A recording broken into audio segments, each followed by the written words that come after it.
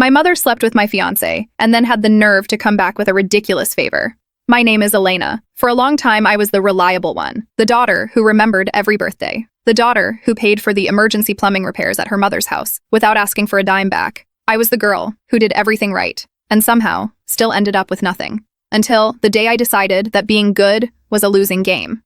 It started 3 years ago. I met Marcus at a charity gala in downtown Chicago. He was charming, he was handsome, and he had that old money vibe, despite being a self-made lawyer. When I brought him home to meet my mother, Sylvia, I expected her to be protective. You know, the classic interrogation over dinner. But she wasn't. She wore a dress that was, well, it was shorter than anything I owned. She laughed at every single word he said. She kept touching his shoulder, brushing off lint that wasn't there. I remember driving home that night, Marcus turned to me and said, "Your mom is a lot of fun, Elle. She's got a real spark." At the time, I was proud. I thought, wow, my two favorite people actually like each other. How naive can one person be? For the next year, Marcus and I were the it couple. We got engaged on a balcony in Santorini.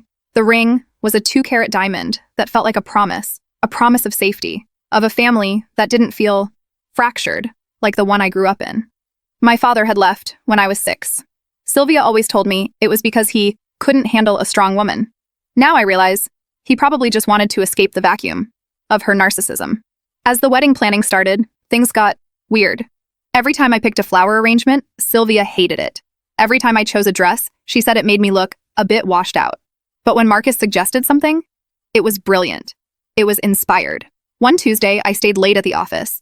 I was a senior marketing director, and we were launching a new campaign. I tried calling Marcus to tell him I'd be late for dinner, but he didn't pick up. I called the house. No answer. I felt a pit in my stomach. Not a big one, just a tiny, cold pebble of doubt.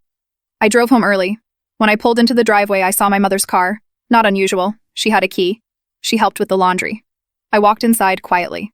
I heard music, jazz, my mother's favorite. I walked toward the kitchen, and there they were.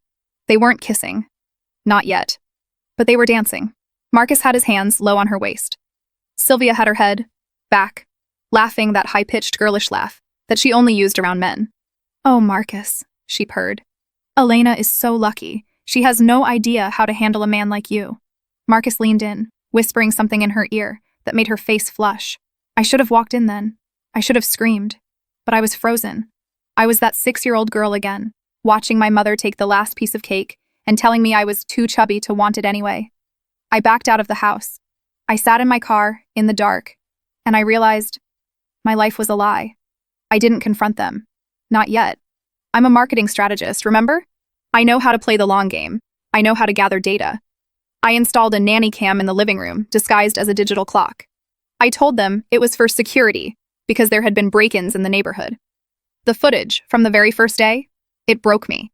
It wasn't just a fling, it was a full-blown affair. They were talking about me like I was an obstacle, an annoyance. "She's so uptight," Marcus said, while pouring Sylvia a glass of my expensive vintage wine. "I don't know how I'm going to spend the rest of my life, pretending to listen to her talk about brand identity." Sylvia laughed, tracing the line of his jaw. "You won't have to, darling. Once the wedding is over, and we have the house in your name, we'll find a way to make her unstable. A nice little divorce, a clean break, and we can finally be together, without the theatrics." I watched that video 20 times. I didn't cry on the 20th time. I just felt cold. A deep, crystalline cold that settled into my bones. I went to my lawyer the next morning. Not a divorce lawyer, a forensic accountant. I found out that Marcus hadn't been investing our joint savings. He had been funneling money into a private account. And Sylvia? She had been co-signing loans for him, using her house as collateral. A house that I had helped pay off. They were planning to bleed me dry, marry me for the assets, and then toss me aside. The bachelorette trip I mentioned earlier? That was my exit strategy. I went to Sedona. I let them think I was busy doing yoga and drinking mimosas. In reality, I was moving my money. I was signing a lease on a penthouse in Chicago under a corporate name they couldn't track. I was liquidating every single joint asset I could legally touch. When I caught them in my robe that night, it wasn't an accident. I had planned to come home early. I wanted the visual. I wanted the memory of their faces to fuel me for what came next. When I sent that mass email, canceling the wedding, that was just the opening act. I disappeared. For a year, I lived a life of total silence. I didn't check their socials. I didn't ask friends about them. I focused on my career. I climbed the ladder. I became the vice president of my firm. I bought a car that cost more than Marcus's entire law school tuition. I was happy. truly. And then, she found me. Sylvia showed up at my office looking like a ghost of herself. "Elena," she sobbed in the lobby. "Please, I'm your mother." I sat across from her in a glass-walled conference room. I didn't offer her water. I didn't offer her a tissue. "What do you want, Sylvia?" She told me, a sob story that would have won an Oscar. Marcus had lost his job. The law firm didn't like the scandal of him sleeping with his fiance's mother. Imagine that. They were broke. They were living in her cramped house. The bank was threatening to foreclose. "But we're in love, Elena," she cried. "Real love, the kind you wouldn't understand. We want to make it official. We want to get married, but nobody will come. The family, they're all being so cruel." She leaned forward, her eyes gleaming with that old, familiar greed. "If you come, if you're the maid of honor, they'll see that it's okay. They'll come back. And Marcus says if you could just help us with the venue, we could have a beautiful ceremony. For the family." I looked at her. I saw the desperation. But I also saw the calculation. She thought I was still the good girl who would trade her dignity for a scrap of maternal affection. "Okay," I said. She blinked. "Wait, really?" "Yes," I smiled. It was the most honest smile I'd given her in years. "I'll handle the whole thing. The venue, the catering, the guest list. You won't have to worry about a single thing." I spent the next 3 months being the perfect daughter. I took Sylvia dress shopping. I laughed when she picked out a white lace gown. A bridal gown. She was the bride, after all. I told Marcus I forgave him. I even took him out for a drink and listened to him talk about his new business venture, which was basically a multi-level marketing scam for protein shakes. I was paying for everything. Or so they thought. In reality, I was working with the vendors to set up delayed billing. I was paying deposits that were actually non-refundable fees for services that would only be triggered by my final signature. I also spent a lot of time with that private investigator. You see, Marcus hadn't changed. A man who cheats with a mother will cheat on a mother. We caught him with a girl from his gym. We caught him on dating apps, complaining that his sugar mama was actually running out of sugar. I saved every text, every photo, every recording. I also found out that Sylvia had been lying about her illness. She told the family she had a rare heart condition and that her last wish was to see her daughter and her husband reconciled. She was as healthy as a horse. The wedding day was a beautiful Saturday in October. We were at a high-end estate in the suburbs. The flowers were lilies, Sylvia's favorite because they're dramatic. There were about 80 people there, mostly the relatives Sylvia had guilt-tripped into coming. They all looked incredibly uncomfortable. I was in the bridal suite, pinning the veil into Sylvia's hair. "You look exactly like you deserve to look," I told her. She beamed at her reflection. "I knew you'd come around, Elena. You're a good girl. You always were." "The best," I whispered. The ceremony began. The music was a string quartet, playing something classical and expensive. Marcus stood at the altar, looking smug. He thought he'd won. He thought he'd traded up for a woman who would let him do whatever he wanted, as long as he kept her young. I walked down the aisle. I was wearing a black dress, not a maid of honor dress, a funeral dress. People whispered. Sylvia, standing at the back, frowned.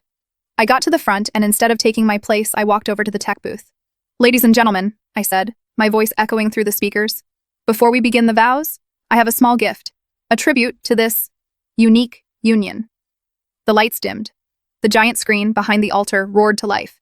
It started with the nanny cam footage from 2 years ago. The sounds of them, laughing about how boring I was, the sound of them planning to take my money. The gasps from the audience were like a wave. Sylvia started screaming. "Turn it off! Elena, turn it off right now!" I didn't. Next came the photos of Marcus at the hotel with the girl from the gym. The time-stamped texts where he called Sylvia the old lady and said he was counting down the days until her insurance policy kicked in. Then the medical records. The ones that showed Sylvia's heart condition was actually just a prescription for high-altitude anxiety. The room was a riot. Marcus's parents stood up and walked out without saying a word. My favorite aunt walked up to the altar and threw her glass of wine right onto Sylvia's white dress. I stood there, in the center of the chaos, and I felt light. Sylvia ran at me, her face contorted in a mask of pure rage. "You ruined it! You ruined everything! Do you have any idea what this cost?" I leaned in so only she could hear me. "Actually, Mom, it didn't cost me a cent. I never signed the final contracts. The deposits were paid with a credit card that I reported stolen this morning. The catering, the flowers, the venue, they're all going to be looking for you, for the balance. And since you used your house as collateral for Marcus's loans, I'd start packing if I were you." The look on her face, it was better than any wedding cake. I walked out of that estate, and I didn't look back. I heard later that Marcus and Sylvia had a massive fistfight in the parking lot. He blamed her for not controlling me. She blamed him for being a cheap cheat. They never got married. They couldn't afford the license by the time the legal fees started piling up. Marcus is back in his hometown, living in his parents' basement, working at a car wash. The golden boy finally lost his shine. Sylvia? She lost the house. She's living in a one-bedroom apartment in a part of town she used to call trashy. She calls me once a week from different numbers. She leaves voicemails alternating between I love you and I hope you burn in hell. I don't listen to them. I have a digital assistant who transcribes them and saves them for my lawyer, just in case I need a restraining order. As for me, I'm sitting on a balcony in a city where nobody knows my name. I'm drinking a glass of wine that I paid for with my own hard-earned money. I'm not a good girl anymore. I'm a woman who knows her worth. And the best part? The video of the wedding, the one I played on the screen, I uploaded it. It has 50 million views. Turns out the world loves a good story, especially one where the villain finally gets exactly what she paid for.